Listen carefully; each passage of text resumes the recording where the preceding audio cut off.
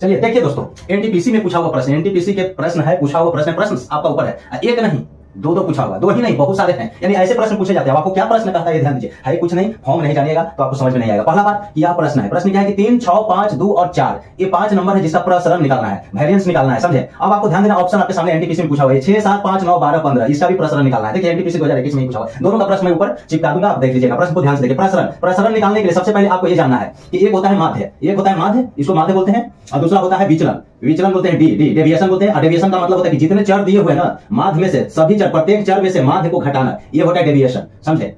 तो अब ध्यान दीजिए, सबसे पहले आपको ध्यान दीजिए, ऐसे प्रश्न का प्रसरण निकालने के लिए फॉर्म होता है भी, वेरिएंस भी परिसरण निकालना है तो समेशन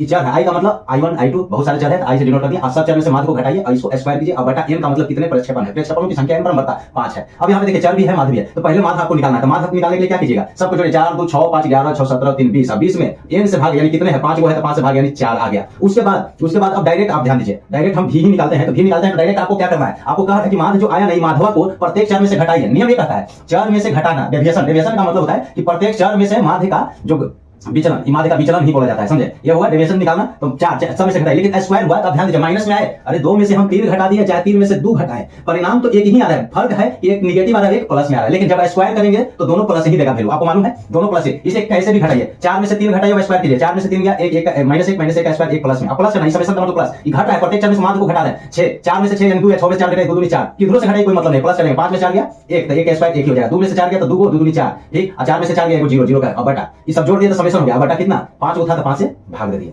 5 से भाग दे दिए, 4, 4, 8, 8, 2, 10 बटा 5 है, 10 बटे 5 का मतलब हुआ 5 दूनी 10, 2 आंसर हो गया, वेरिएंस कितना हुआ 2, B will be correct answer. इसी प्रकार से दूसरा प्रश्न देखिए, यहां भी हम माध्य पहले निकाल लेंगे, माध्य का मतलब सबको जोड़िए, 15, 12, 27, 9, 36, 5, 41, 7, 48, 6, 54, और 54 बटा कितना 2, 4, 2, 6 को नंबर, 6 से 9 मरतबे कट गया, ये माध्य है। माध्य से जब वेरिएंस हम डायरेक्ट निकालेंगे तो माध्य में से इसको घटाइए, इधर से इसको घटाइए, क्योंकि स्क्वायर करना है, जोड़ना है, स्क्वायर करके घटा के स्क्वायर करना है, 9 में से 6 गया 3, 3 का स्क्वायर 9,